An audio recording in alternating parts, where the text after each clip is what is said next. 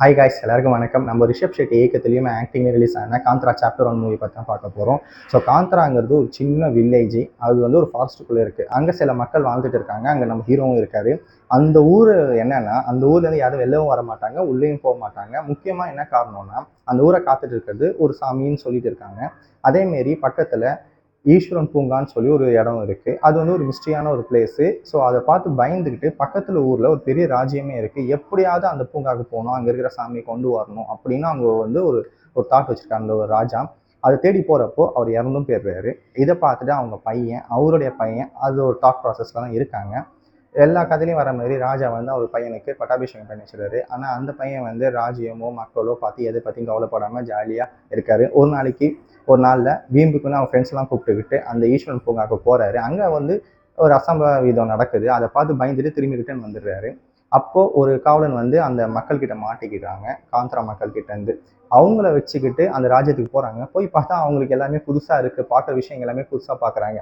அப்போ தான் அவங்களுக்கு ஒன்று தெரியுது, அவங்க ஃபாரஸ்ட்டில் விளைஞ்ச ஏலக்காய், கடுகு இதெல்லாமே வந்து அங்கே நல்ல விலைக்கு போகுது அப்படின்ட்டு நம்மளே அதை எடுத்து வந்து சேல் பண்ணணும் அப்படின்னு ட்ரேடிங் பிஸ்னஸ் அங்கே ஸ்டார்ட் பண்ணிட்டாங்க. பிஸ்னஸ் பண்ணுறப்போ இது பிடிக்காத ராஜா வந்து ஏதாவது ஒன்று பண்ணணும் அப்படின்னு சொல்லிட்டு அவங்களுக்கும் முன்பினவும் நடந்துட்டு இருக்கு. ஒரு நாள் வந்து ராஜா வந்து அவருடைய படையெல்லாம் கூட்டு போய் காந்த்ரா வில்லேஜை க்ளோஸ் பண்ணி விட்டுறாரு.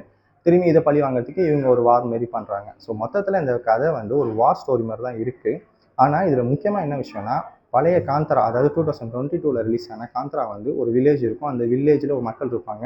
அதை அழிக்கிற ஒரு பணையர் மாரி ஒரு பெரிய ஆள் வந்து சண்டை போடுவாங்க. அதை எதிர்த்து சண்டை போடுவாங்க. அப்போது அங்கே ஒருத்தங்களுக்கு சாமி வரும். அது வந்து நமக்கு வந்து புரியும் மாதிரியும் இருக்கும்.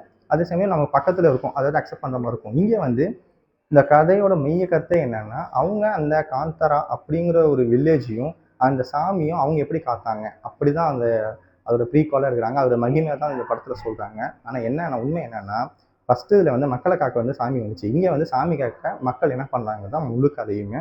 இது வந்து அக்செப்ட் பண்ணுற மாதிரியே இல்லை. என்னன்னு பார்த்தீங்கன்னா, திடீர்னு சாமி வருது, நந்தி வருது, பாம்பு வருது, புலி வருது, இந்த மாதிரிலாம் வச்சுருக்காங்க.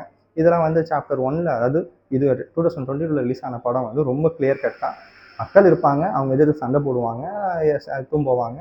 திடீர்னு ஹீரோவுக்கு வந்து சாமி வரும், அது வந்து அவங்கள சேவ் பண்ணும். இப்படி தான் இருக்கும். ஆனால் இந்த சாப்டர் வந்து அப்படி இல்லை. கம்ப்ளீட்டாக வந்து விஷுவல், சிஜி இதை நம்பி மட்டுமே கதை எடுத்த மாதிரி தான் இருக்குது. இதை தேட்டரில் பார்க்கலாம், ஒரு ஒரு பொழுதுபோக்கு படமாக இருக்கலாம். ஆனால் இது வந்து சில அக்செப்ட் பண்ணுற மாதிரி அண்ட் சேம் டைம் வந்து ரொம்ப பிரம்மாண்டமாகவும்லாம் இல்லை. ஓரளவுக்கு ஓகே விதமான ஒரு படமாக தான் இருக்குதுன்னு சொல்லலாம். ஆனால் இது பெரிய ப்ளஸ் என்னென்னா, மியூசிக்கு அண்ட் ஆக்டிங் வேறு லெவலில் பண்ணியிருக்காங்க. தேட்டரில் போகிறப்போ ரொம்பவே நல்லா இருந்துச்சு. அண்ட் ரொம்ப பெரிய மைனஸ் என்னன்னா, ரொம்ப லேக்கிங். அங்கங்கே கங்கா மூவி பார்த்த மாதிரியும் இருந்துச்சு. அதேமாரி ஸ்டண்ட்டெல்லாம் ரொம்ப லென்த்தாகவும் இருந்துச்சு. ஸோ ஓவராலாக இந்த படத்தை ஒரு வாட்டி நீங்கள் தேட்டரில் பார்க்கலாம். தேங்க்யூ.